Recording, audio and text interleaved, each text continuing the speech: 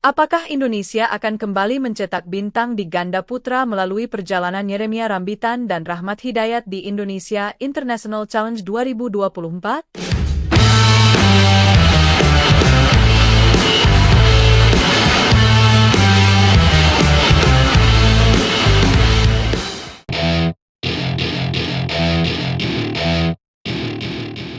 Yeremia Rambitan dan Rahmat Hidayat, dua nama yang semakin mencuri perhatian dalam dunia bulu tangkis Indonesia, siap menunjukkan kemampuan terbaik mereka di panggung besar Indonesia International Challenge (IIC) 2024. Kedua pebulu tangkis ini baru dipasangkan pada awal tahun 2024, dan sejak saat itu mereka berjuang mati-matian untuk bisa merangkak naik dalam peringkat dunia BWF. Namun, perjalanan mereka ternyata tidak semudah membalikkan telapak tangan. Meskipun telah berusaha keras mengumpulkan poin demi poin, mereka masih belum bisa masuk ke jajaran 50 besar dunia. Ini adalah tantangan besar bagi Yeremia dan Rahmat, terutama ketika melihat rekannya yang lain, seperti Leo Carnando dan Bagas Maulana, yang berhasil melesat ke 50 besar hanya dalam waktu 2 hingga 3 bulan setelah dipasangkan oleh pelatih Aryono Miranat.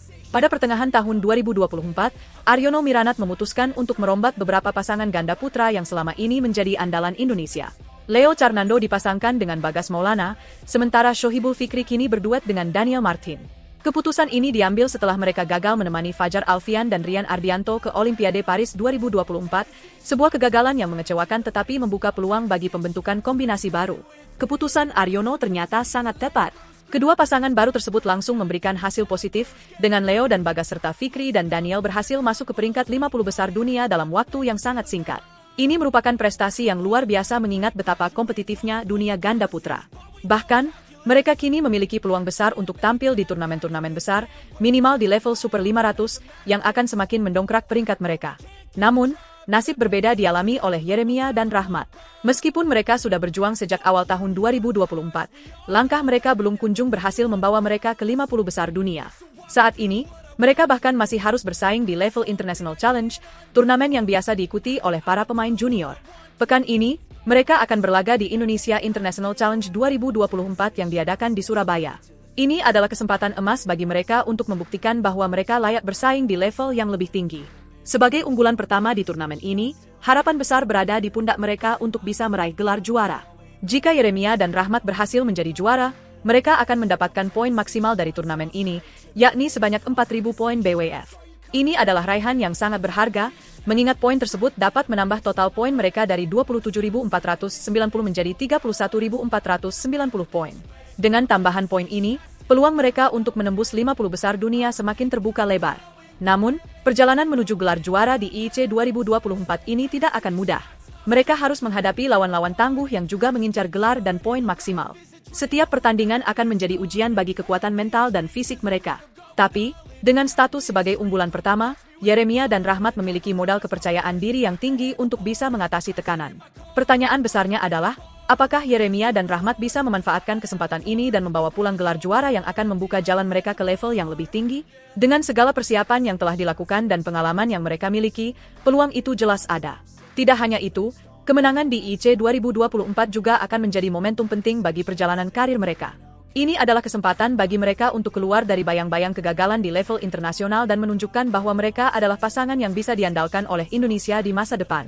Apapun hasilnya, satu hal yang pasti, Indonesia International Challenge 2024 akan menjadi ajang yang sangat menentukan bagi karir Yeremia Rambitan dan Rahmat Hidayat. Semua mata tertuju pada mereka, dan penggemar bulu tangkis Indonesia menantikan apakah mereka bisa memberikan kejutan besar di turnamen ini. Jadi, jangan lewatkan aksi seru mereka di Indonesia International Challenge 2024. Dukung terus perjuangan Yeremia dan Rahmat, karena dengan dukungan kita, mereka bisa terbang lebih tinggi dan membawa nama Indonesia kembali berkibar di kancah dunia bulu tangkis.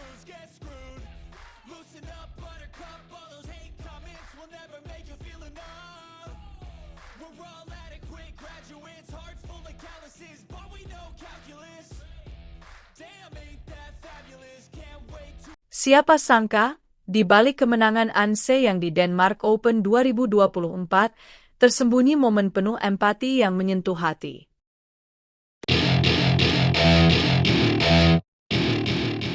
Pada semifinal Denmark Open 2024, suasana benar-benar tegang. Gregoria Mariska Tunjung, pebulu tangkis kebanggaan Indonesia, bertemu dengan lawan yang sangat tangguh, Anse Yang, bintang muda Korea Selatan yang kini berada di peringkat kedua dunia. Pertarungan ini tentu saja menjadi perhatian besar para pecinta bulu tangkis dunia. Namun, siapa sangka, pertemuan ini berubah dari pertarungan sengit menjadi momen yang menyentuh hati. Setelah Gregoria kalah di game pertama dengan skor ketat 20-22, hal yang tak terduga terjadi di game kedua. Skor saat itu 12 sama ketika tiba-tiba Gregoria harus mundur karena cedera. Peraih medali perunggu Olimpiade 2024 ini dinyatakan mengalami cedera paha, membuat semua yang menonton terdiam. Terlebih lagi, kita semua tahu betapa gigihnya Gregoria dalam setiap pertarungannya, sehingga mundurnya ia di tengah laga bukanlah hal yang mudah diterima. Namun, di balik kekecewaan banyak pihak, terutama penggemar Gregoria, ada hal yang begitu menyentuh terjadi. An Se-young, meski baru saja melangkah ke final usai kemenangan yang didapatkan dari mundurnya Gregoria, menunjukkan sikap yang luar biasa. Ia tidak hanya fokus pada kemenangannya, tetapi memperlihatkan empati yang tinggi terhadap Gregoria.